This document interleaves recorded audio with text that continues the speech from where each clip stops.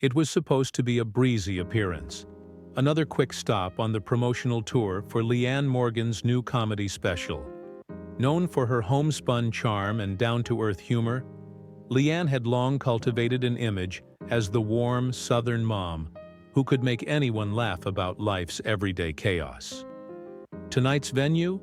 The set of Watch What Happens Live with Andy Cohen, a place known less for comfort and more for controversy.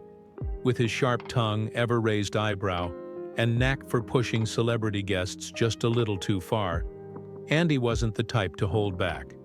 Still, no one, not the audience, not the crew, and certainly not Leanne, expected the night to turn so tense, so fast.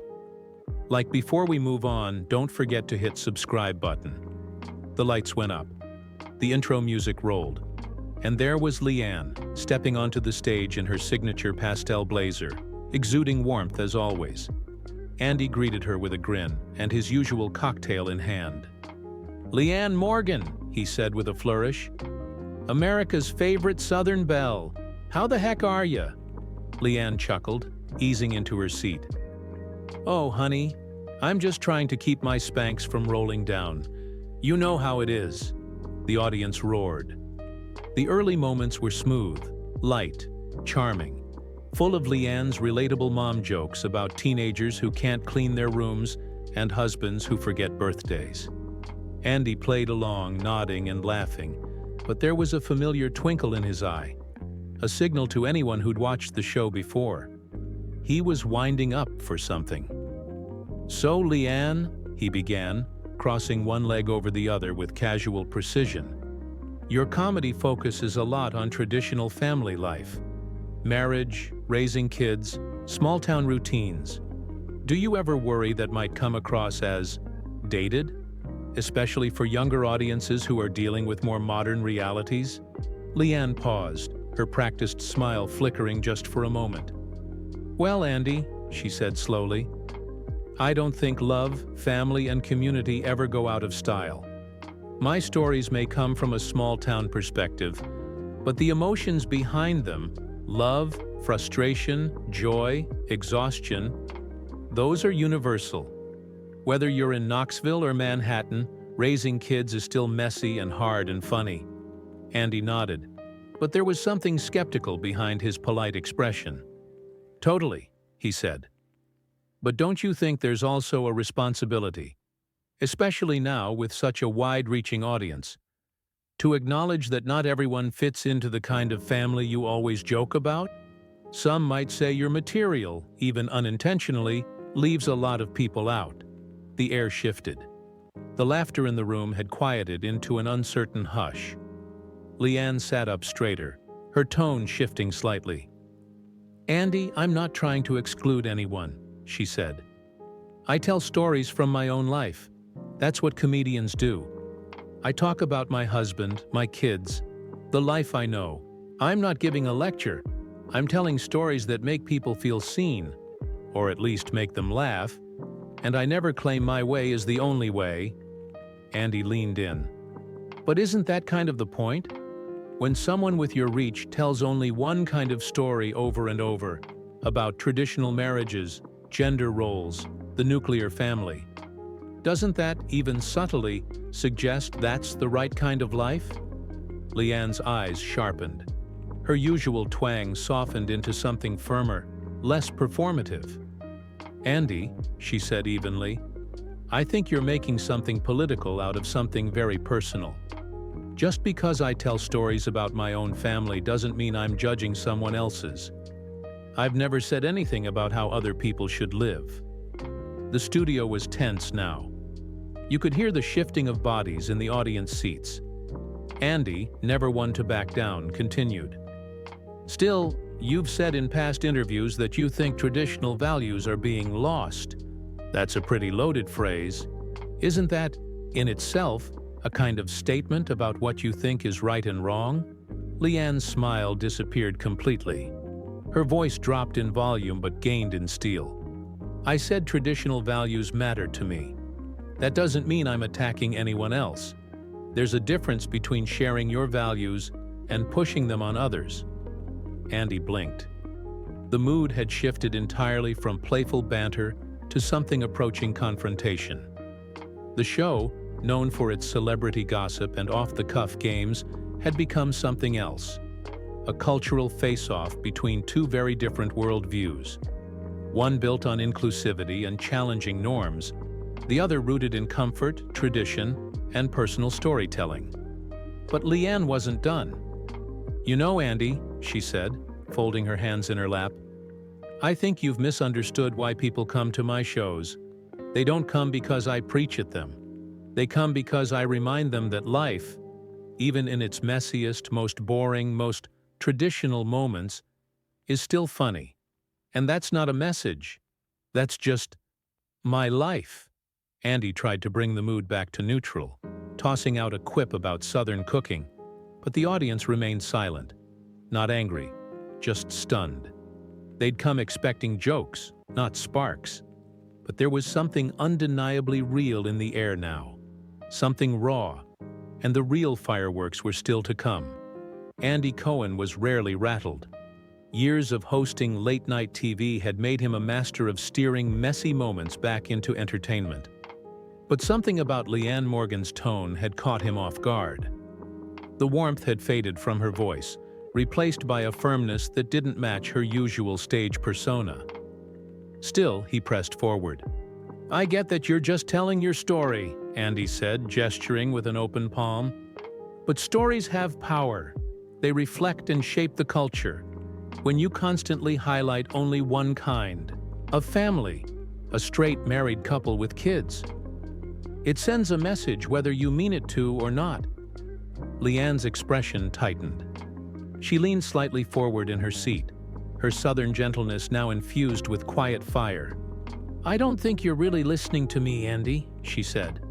"I've never said other families aren't valid. I've never mocked or disrespected anyone. I share the life I live, not because I think it's superior, but because it's the only life I know. Isn't that what every artist does?" There was a pause. The tension between them was thick, neither person willing to yield. Andy glanced briefly at the camera, a practiced move, as if to silently signal to the audience at home that things were still under control. Then he pivoted. "But don't you think that, especially now, people are more sensitive to what's being left out?" he asked. "When you talk about things like real women raising real families, or say, kids need a mother and a father, even if you mean it innocently, those words carry weight. They can hurt people." Leanne sat back, her jaw clenched. "Those are phrases you've used, not me. I don't recall ever saying those things the way you're repeating them. And if I did say something that offended someone, I would want to have a conversation, not a public trial on a talk show." The studio audience, usually filled with whoops, claps, and giggles, was almost completely silent now. A few uneasy coughs, a shifting of feet. A camera operator subtly adjusted position, trying not to be noticed. Andy, sensing he might be losing the room, tried to pivot again. "Look, I'm not attacking you. I'm just asking questions. Isn't it fair to explore the responsibility that comes with influence?" Leanne shook her head. "Not when the questions come loaded with assumptions. You're acting like I'm running a political campaign. I'm a comedian, Andy.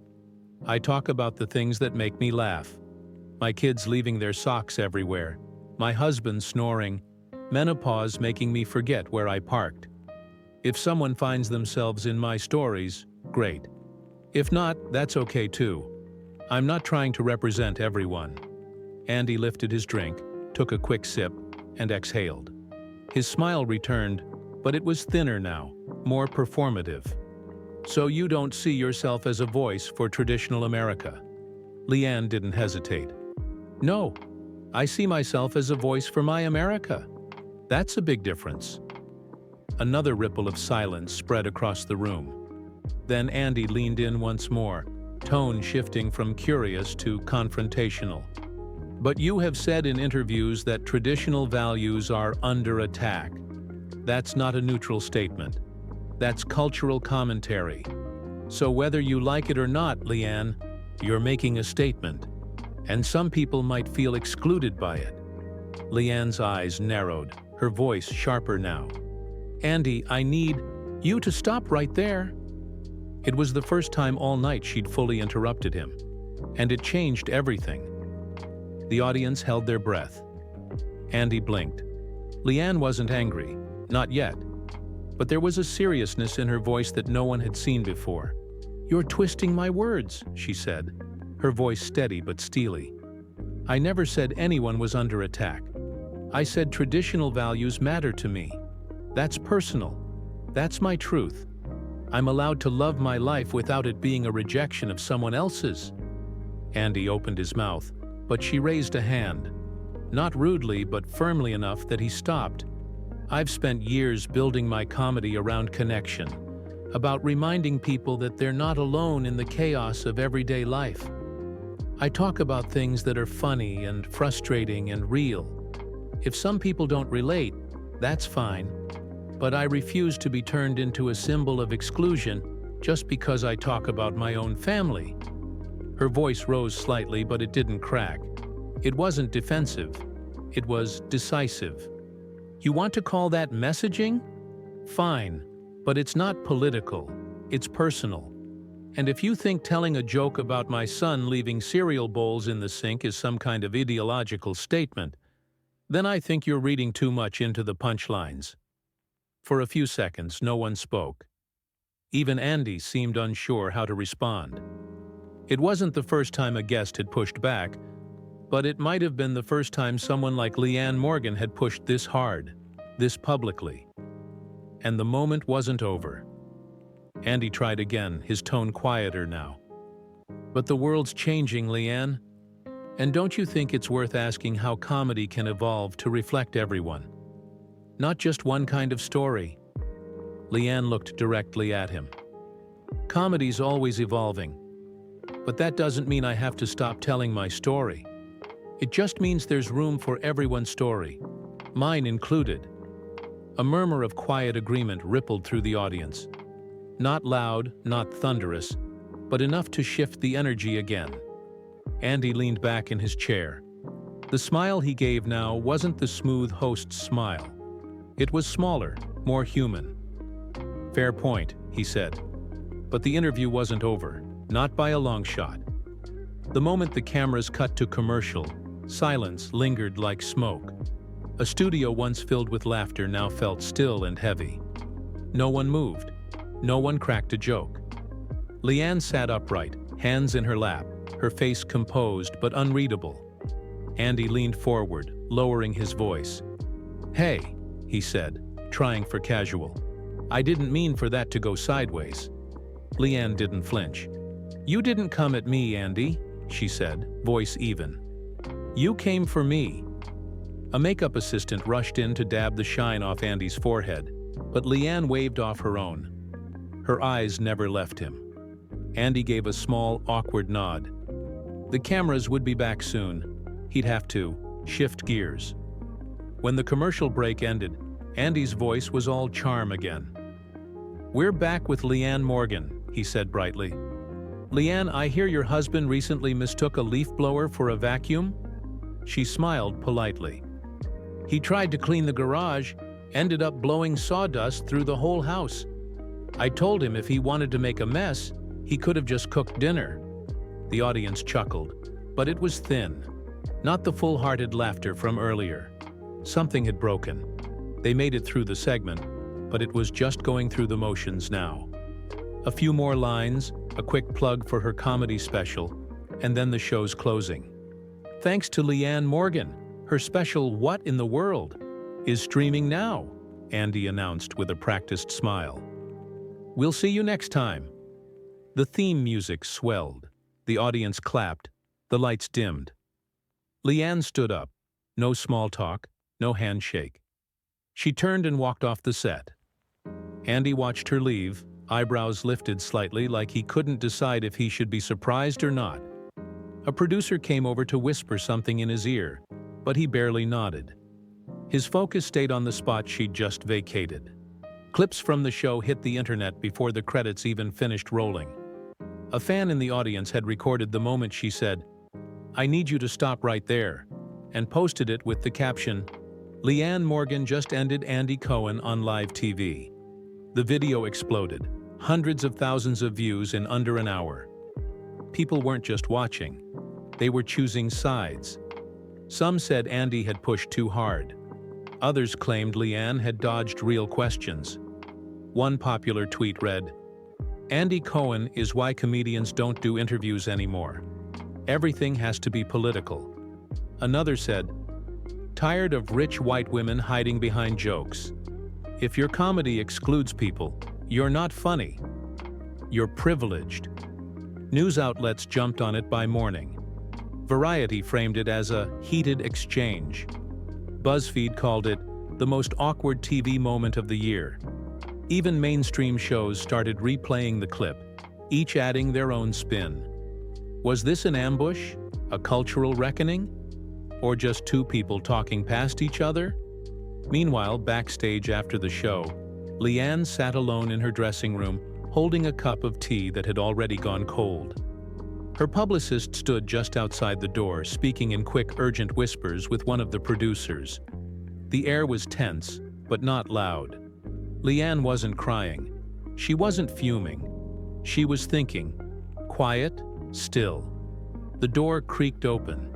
Her publicist slipped inside. "They're trying to calm things down," she said. "Andy's offering to apologize. They want to reframe it as a misunderstanding." Leanne raised an eyebrow. "Misunderstanding of what?" "I think they're worried about the optics." Leanne didn't answer. She sipped the tea anyway. Then came a knock. Andy stood in the doorway, alone, without cameras or crew. He looked different now. No grin, no gleam in his eye. Just tired. "Can I sit?" he asked. She nodded, not unkindly but without warmth either. "I wasn't trying to twist your words," he said. "I thought we were having a real conversation. It just got—" "You didn't want a conversation," Leanne interrupted. "You wanted a moment. There's a difference." Andy sat back, not arguing. For once, he let the silence sit. "I talk about my life, Andy," she said. "That's all I've ever done. If people feel excluded by that, I don't know what to tell them. I've never said their lives were wrong. I've never mocked anyone else. I've just told the truth about mine." He nodded slowly. "I know. I get that now." "I don't know if you do," she said. "But I hope you try." He didn't push it. He didn't offer a defense or a spin. Just sat there for a beat longer, then quietly stood and left the room. Alone again, Leanne finally let out a long breath. It wasn't anger or relief. It was just release. The kind that comes when you stop performing and start just being. The story wasn't over. If anything, it was only just beginning. But for now, for this moment, there was no script, no audience, just one woman in a bright dressing room, quietly reclaiming her own voice. 3 days later, Leanne Morgan was still trending. Clips from the interview were everywhere. News shows replayed her calm but sharp rebuttal on a loop. Podcasts debated whether she was unfairly targeted or cleverly avoiding accountability. Online forums split like tectonic plates, some praising her composure, others calling her outdated. But Leanne wasn't watching any of it. She was home, back in Tennessee, the place she always returned to when the noise got too loud. Her phone buzzed constantly. Messages from old friends, fans, distant cousins she hadn't spoken to in years. Some sent prayers, others sent praise, and a few just wanted to make sure she was okay. She appreciated the kindness, but she didn't feel like talking. On the third morning, she sat on her front porch in her robe, a blanket around her legs, watching the sun rise over the trees. Her coffee had gone cold again. She wasn't thinking about punchlines. She was thinking about how quickly a story can stop being yours once it's handed to the world. A bluebird landed on the railing. She watched it for a long moment before finally picking up her phone and opening the Notes app. She started typing, Not a statement, not a joke, just thoughts. Lines came out like driftwood, a little scattered, a little broken, but still floating. You can tell a story about your life without it being an argument. You can believe in the value of your own world without trying to erase anyone else's. I never set out to be a spokesperson. I set out to be honest about my flaws, my fears, my family, and the absurd joy of it all. I'm still figuring out where honesty ends and expectation begins. She didn't post it. Not yet. Maybe not ever. But it felt good to write something that wasn't part of a press cycle. Elsewhere, Andy Cohen was having his own reckoning. He hadn't expected the blowback, not just from Leanne's fans, but from his own. Some accused him of pushing too hard. Others defended him for raising important questions. For once, the audience wasn't unified. The producers suggested damage control, a podcast interview, maybe a segment on his own show, addressing the moment. But Andy hesitated. What would he even say? He'd built a career on being provocative, but this time felt different. This wasn't a real housewife storming off after being called fake. This was a woman who didn't play the game, who told stories with heart, and didn't try to make anyone else the punchline. If you like this video, then subscribe.